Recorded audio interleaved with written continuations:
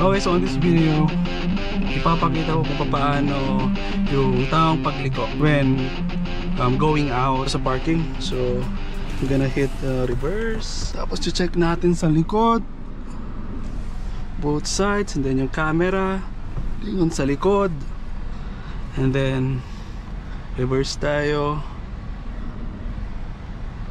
then all the way to the left. There we go. So ngayon, okay, lalabas na tayo dito. Para again, makisignal ako. Usually, pag lumalabas ng parking, sabi nila kahit hindi ka daw and then yun, clear yung incoming traffic, so pwede na akong lumiko. Sabi kasi nila pag lumalabas ka sa parking, may mga iba hindi nagsisignal, but para mas safe tayo at pumasa kayo sa exam, and as part of being a smart driver, always turn on your signals pag kayo ay mag-change lane, ganyan. Pag lalabas kayo, para alam nung kung sino man yung nasa likod ninyo, para aware sila kung saan ka pupunta. So here may yield sign, liliko tayo papuntang kanan, kaliwa kanan, yeah. So yield tayo ng konti, and then turn on our right signal, and then titingin ako dun sa left, wala naman, ayun, and then magta-turn na ako, ayun. Then sa mga parang paano simpleng mag-turn. So here I'm approaching a four-way stop. So yan, may sign na stop. So dito first come, first to move. So mas pauunahin natin yung kabila. So mag-stop siya yung mauuna. So ako yung susunod ngayon. Dahil ako yung susunod na, oops, sorry, nakalimutan kong mag-signal to left. I should have signaled. And then mag-turn na, change lane tayo, blind spot, and then change lane. Yan. Dito mag-turn tayo papuntang right ulit. So itong path na to, papansin nyo may dalawang arrow doon sa dulo. Pwede sila mag-turn ng left na dalawa. I mean two lanes turning left. Pero tayo pupunta tayo ng right. So yun, nag-green na. So pwede na tayo mag-turn ng safe ito. So pag nag-green, ibig sabihin yung nasa left hindi sila pwede magtuloy, naka-stop sila. So mag-change tayo ng lane. Blind spot, mirror check. Isa pa, mirror, blind spot check.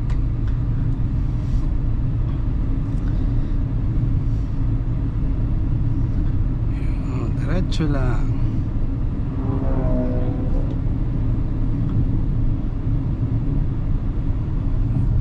So yun, nag-yellow siya pero hindi ko naman siya binit.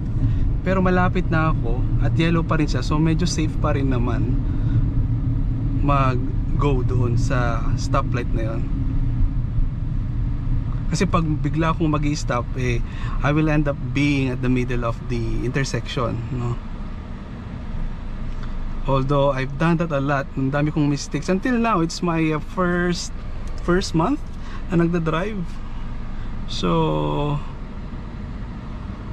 minsan nerve-wracking pa din. I mean, hindi na ganun ka-nervous, pero minsan kailangan mo talagang mag-concentrate. And even this, even itong pagsasalita ko, dati hindi ko magawa ito.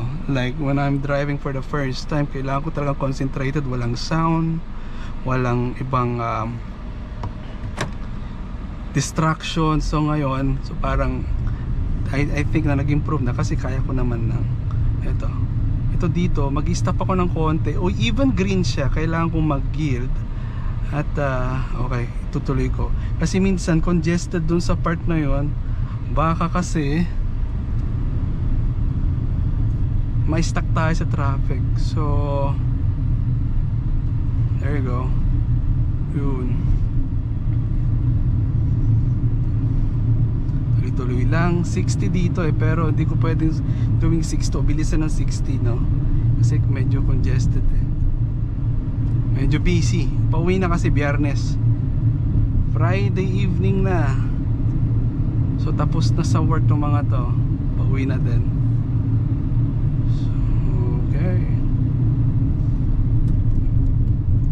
So mamaya maghanap tayo ng pwedeng pag-turnan ulit ng left or right. So right now pinapractice ko pa din yung safe cushion space, no, o yung distance pag nagko-cruise kayo. O so yun, nag-yellow, I need to stop. So yung pula nagtuloy-tuloy siya. Pag magpipreno siya, mapupunta sa dyan sa gitna. And yun, masasarahan niya yung mga magte-turn ng left. So kailangan niya magtuloy. So yun yung isa sa mga challenge ko dati. I don't know if I'm gonna hit the gas, magtutuloy ba ako. Pero usually sa driving exam, usually pag yellow talaga, medyo malayo-layo pa yung traffic sign, tapos nag-yellow siya, kailangan mo mag-stop, no? So dito, ganito ang pagpreno dito sa Canada, guys, no? It's a good practice na malayo-layo pa. And pumipreno ka na, kinakagat mo na yung preno o yung brake mo, kasi pag sa winter madulas.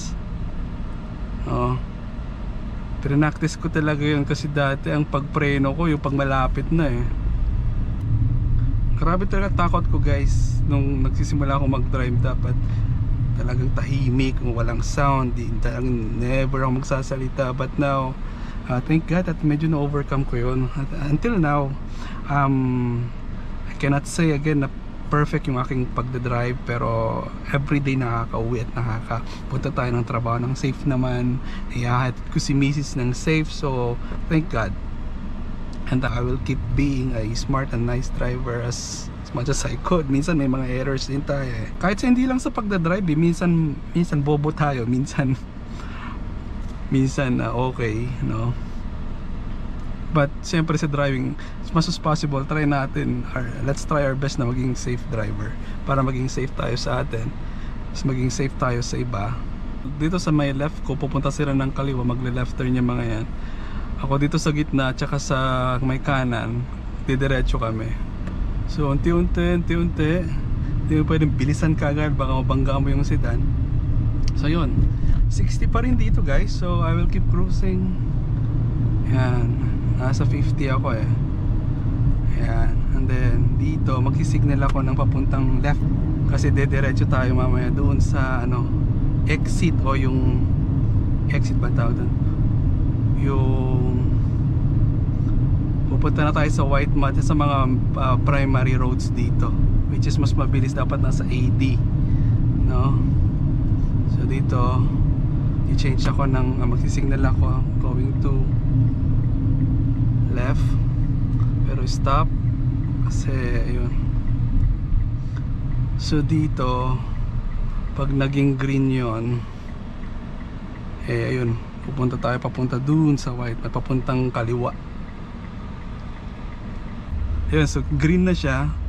Still, you could go, but syempre alert, baka kasi gumalaw yung mga sasakyan dyan sa kaliwa mo.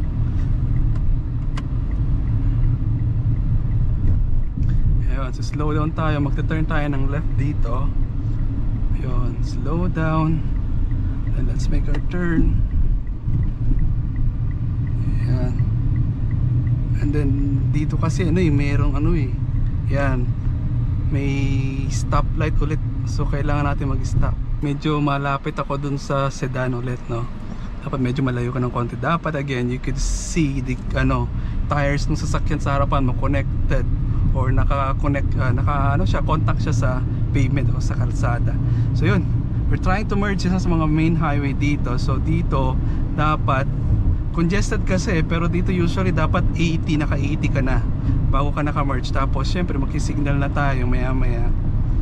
So dito hindi ka pa pwedeng mag-merge, pero magsi-signal na ako. Pwede ka mag-merge dun sa may dashed line, no? So tingin tayo, blind spot, mirror check, left, ayun. Okay na. Andito na tayo sa lane natin. And then maintain 80. Yun, yung SUV na kanina, Lexus sa likod ko, nagpass. Usually dito sa Canada, meron tayong fast lane or yung passing lane, at saka yung normal lang na slow. Tinatawag yung slow lane, pero syempre, you don't wanna be slow na pag syempre ang speed limit dito is 80, hindi ka naman magta-30 o 40, no? Pero dito kung gusto mo mag-overtake, mag-pass, no, ang tingin mo okay naman, safe namang mag-pass, dito sa may left kayo pupunta, or mag-change lane. So try natin mamaya kung may chance. Usually nagchi-change lane ako kapag ano guys kapag pag may mga truck ganyan sa harapan natin, ayaw natin makihalubilo sa mga truck.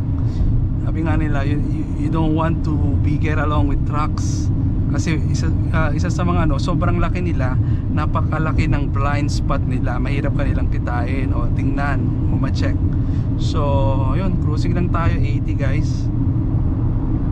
Yun hindi yun 80, no? Mahirap tayo, wala tayong pambayad ng ticket, kaya speed limit lang tayo.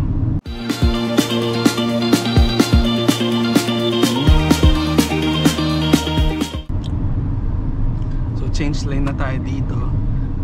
Mirror blind spot check, tapos ayun, signal right, and then mirror check. When trying to merge,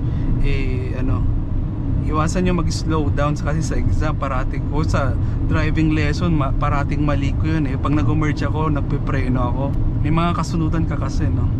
So maintain mo yung speed mo, make sure na may tamang space dun sa harapan mo, tsaka ka mag-merge mag-change lane. Tsaka dito pala, nag-change lane na ako kahit nandun pa yung exit ko, para hindi na ako mag-change lane maya kasi minsan na-try ko yung mag-change lane, it's too late, kaya kailangan kong dumiretso at hanapin yung next na exit. Dito, magsisignal na ako ng right kasi pupunta na ako dito sa kanan, no? At magme-minor tayo ng konti, bawasan natin yung speed natin, sabi exit 60. So may tatlong lanes dito, right ulit, signal. Then check mo pa rin, it's a good practice o habit yung mirror blind spot check, ganyan. So may yield sign, kailangan check mo ba kasi may paparating, parang ito. Okay, wala naman, so go tayo guys. Change lane tayo. 60 dito, no? Pero hindi mo pwedeng i-maintain yung 60 lalo pag congested. I-check mo parati syempre yung lugar mo, yung perimeter mo, kung bumabagal ba, maluwag ba, ganyan. Ngayon Sabado, Biyernes ng evening, so lahat yan papunta ng pauwi na or pupunta ng dinner. So busiest ng talaga, Thursday, Friday, ganyan. So dito pababa, ang style dito, sa mga trip na yun, nagme-minor sila, kinakagat nila yung preno kapag pababa. Kasi pag hindi ka nagpreno kaagad, you might end up hitting yung Civic. Pag sa winter, madulas kasi may time na yung pag nagpreno ka, gumagalaw ka pa rin, nag-i-skid. Sorry, nag-i-skid. Because yung minsan may namuong snow dyan sa kalsada, sobrang bilis mo, nagpreno ka. Alam niyo yun sa mga cartoons, minsan pag tumatakbo kayo, pag may tumatakbo si Tom and Jerry, tas promeno siya, pero may ganun, parang may after may after movement pa din. Yan, medyo busy dito, no? Yun, pag nasisilip niyo yung ilaw ng green at hindi sila nag-move, baka may problema, so antay lang kayo. May mga, sa Pilipinas yan, bubusinan na yung mga yan, kating-kati, bubusinahan ka na. Dito bawal magbusina guys. I mean, hindi naman sa bawal kung kailangan mo to alert someone, pero hindi siya yung pwedeng parate, no? Bawal kasi maingay, nuisance kasi siya. So dito, pupunta tayo dito, so kung magsisignal na tayo left, and then check natin yung ating blind, yung mirror, side mirror. So green, ito magka-turn ulit tayo. So preno tayo ng konti. So green ibig sabihin go, but doesn't mean na mag-go ka. Antayin pa nating yung kotse na yon, antayin nating makalampas at saka tayo mag-U-turn. Yun, very nice. At ang hirap kong inara dyan guys, and everyday tayo nagpa-practice. Okay?